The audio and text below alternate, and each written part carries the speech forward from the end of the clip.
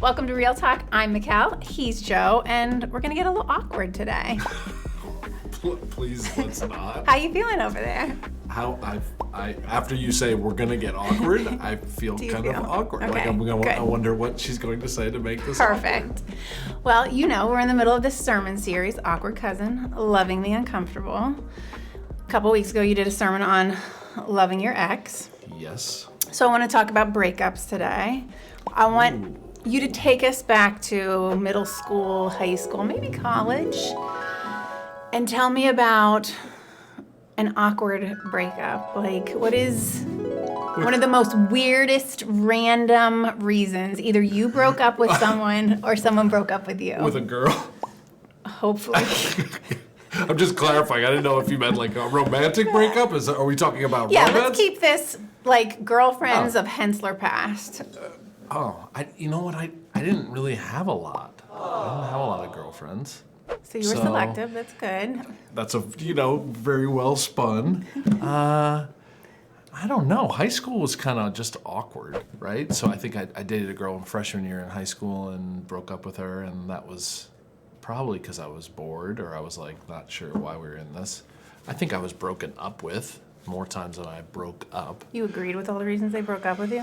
Nothing. I don't know, random in there. College, but yeah, college really hard breakup. When I thought I was going to get married to this young woman and she broke up with me, that was really hard. That was really awkward because everything was set. It was like my plan and my life. Everything was, and that was bad. I thought my life was over. That was awkward. That's what you were looking for. Something really fun so like that. Lighthearted. You have awkward breakups? I have some. So there was. I'm going to take you back to 4th grade. Oh, gosh. Do girls in 4th grade? Yeah. Okay, keep going. See, I think in 4th grade, there was like when you had all those serious relationships that lasted like 2 or 3 or 4 days. Okay, keep going. So, Bruce and I were together for a good solid 2.5 days. And then he made this decision, and I knew right then and there, this isn't going to last. I have to end this relationship. What did Bruce do? Bruce wore sweatpants to school.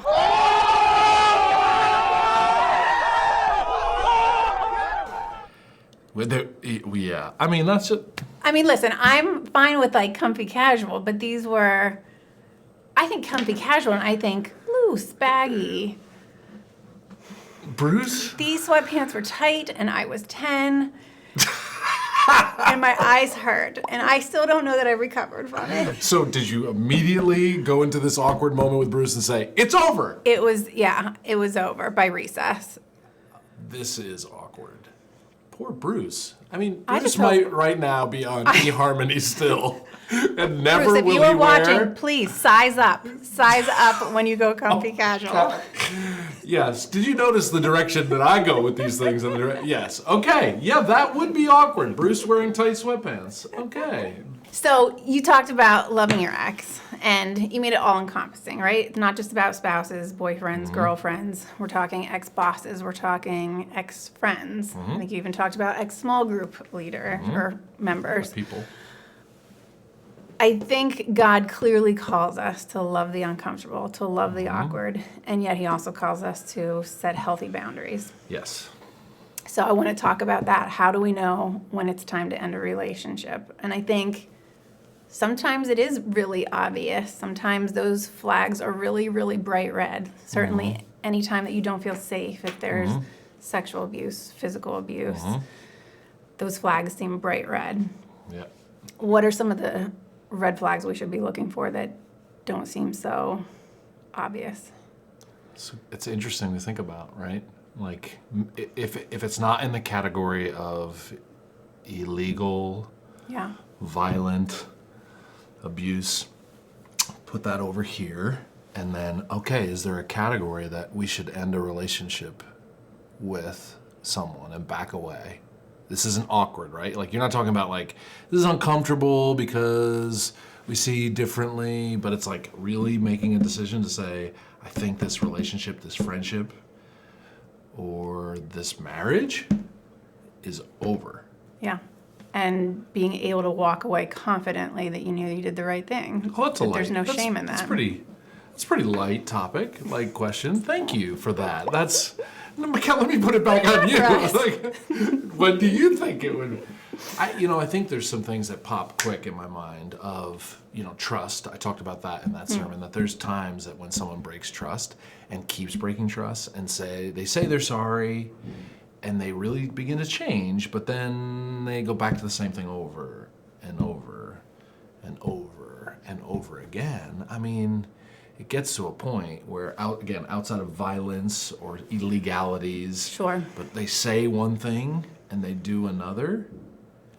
I mean, there could be a time to end something. I mean, at least would be a flag to go, should I be considering this? Yeah. Probably another one that jumps into my mind is when the general pursuits of life are really diverging. Right? And so sometimes we get into relationships, friendship or romance, and we kind of have rose-colored glasses about relationships. And so we put on these glasses and we think, oh, for sure he will follow these same principles for life. Or, we're kind of loosely both grew up in Christian homes.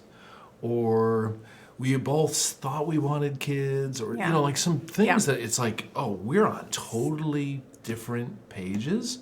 I wouldn't think that automatically says hit the eject button, but those are places to lead into conversations to find out, okay, can we come to some unity on some of this? And if you keep bringing it up, and you can't?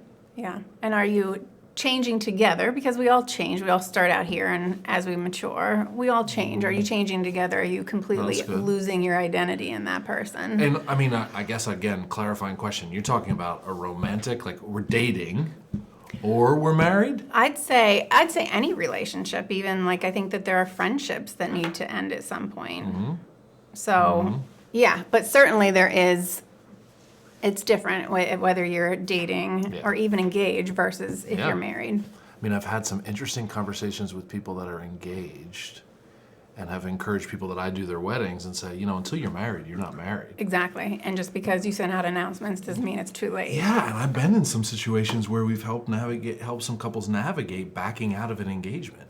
And in some ways that's so socially unacceptable, but if there's something clear enough in your life and in your mind and heart where you look at this person and you thought one thing, and then as you went down the road, even close to getting married, and you find out they're on a different page than you, boy, stop where you are. Yeah. Slow down. No amount of cultural pressure of an engagement announcement or a wedding planned is worth committing your life to someone where before you even start, you're on totally different pages about this. Yeah. It's hard. That's hard stuff, but I do think it revolves around big picture things where you're like on a totally different page. Like I think of some friendships that I've had where, I mean, maybe this is really oversimple, but like people that want to get drunk all the time. It's like they're in party relationships or friendships with people, and it's like alcohol is the primary thing in the relationship. And if we're not drinking together and drinking to excess together, well, that's caused me in some relationships to slowly back out. Yeah. Because I don't mind a good drink. Make me an old fashioned. I'm as happy as can be. But when my relationship or the circles of friends become like, there's something so important that I don't feel comfortable. Yeah, but that's the focal point. Like the focal point, right? And so think of different situations where, entertainment things that we do for entertainment or hobbies, where it's like it's totally not me or not what I pursue or value. Those are times to start asking the question, is this a relationship where I should back away slowly and see if maybe this relationship should end or could end if we're not talking about it and kind of growing together through it. I have a friend that likes to do that stuff, and we just know that we just don't do that stuff together. And it's like, it doesn't make our relationship awkward. We've named it, and we just kind of... And he respects that too. Yes. So there's that piece of it too, that you can agree to... Yeah, agree to disagree, and then it's not awkward. I don't know. Yeah, I think of the verse from Proverbs, iron sharpens iron, and hopefully we all have those relationships in our life that we make each other better and we make each other sharper and we're pointing each other to Jesus. And probably not every relationship we have is going to look like that.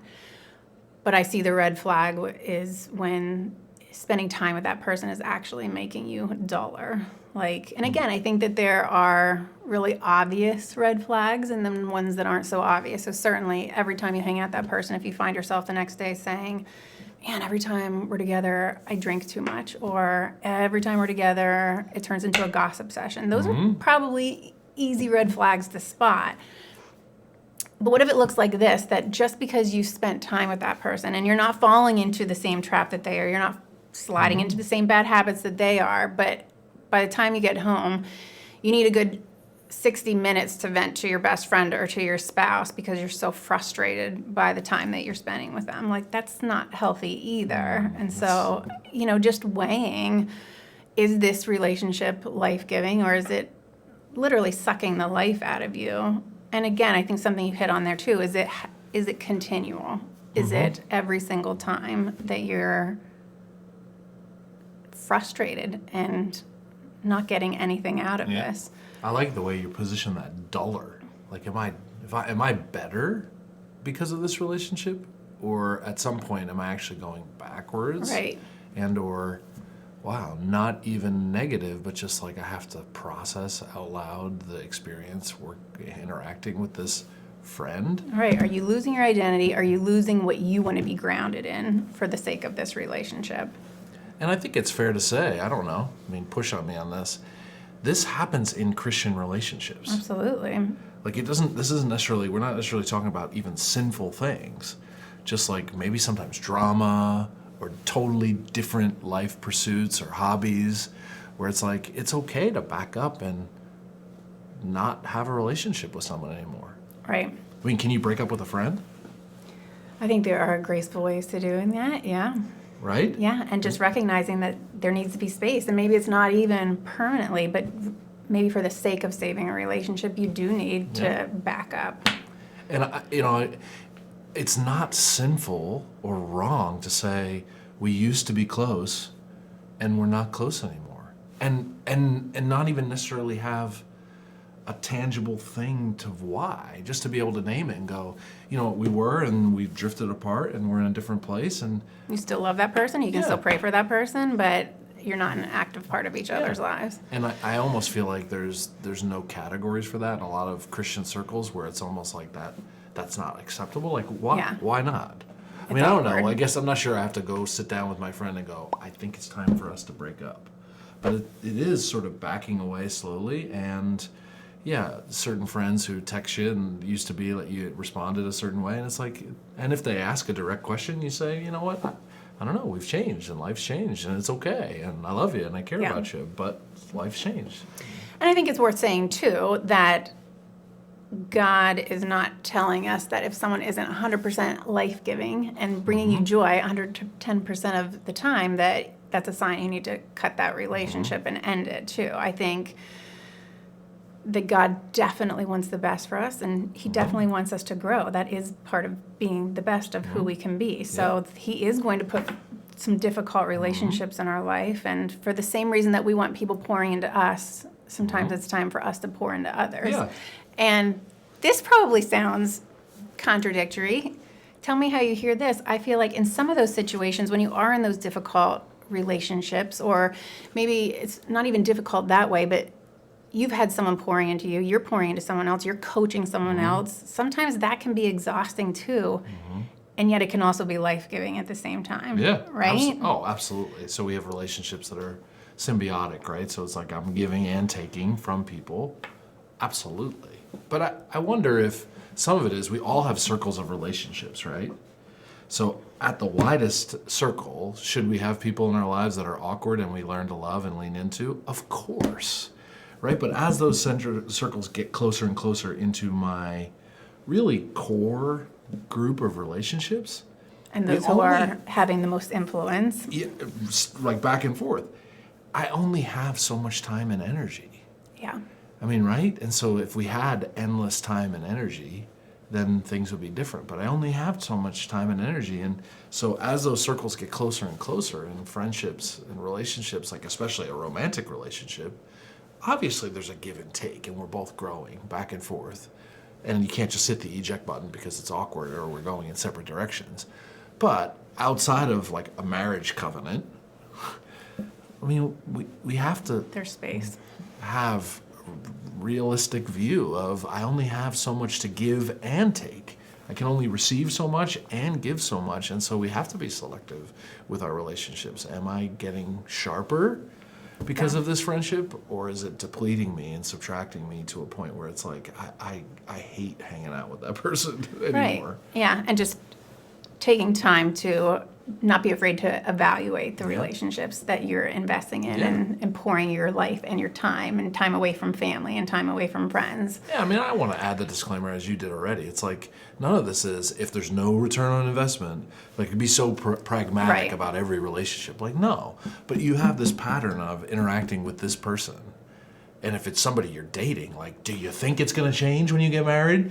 No, it's not going to change. So if you, like, have that sense before you even get married, like, slow down. Yeah. Reevaluate. Maybe hit the eject button, because there are too many people that are married today that felt certain things before they even got married that they should have been told. Relax. Why are you going so fast? Maybe you should break up. But in our friendships, same thing. Like, I don't know. I have a category for breaking up with friends. Is that terrible? It's probably something more of us should think about. Yeah. No, that's good. So before we go, I just want to say last week we had a couple people reach out with some personal questions on navigating parenting through these like faith trials, and it was awesome. We love that you guys watch. We love that you comment below, and we want to hear more questions from you, but don't be afraid to reach out privately too. You can reach us email, Facebook, our app, but don't be afraid to reach out. We love engaging with you guys. Awesome. Have a great week. Awkward.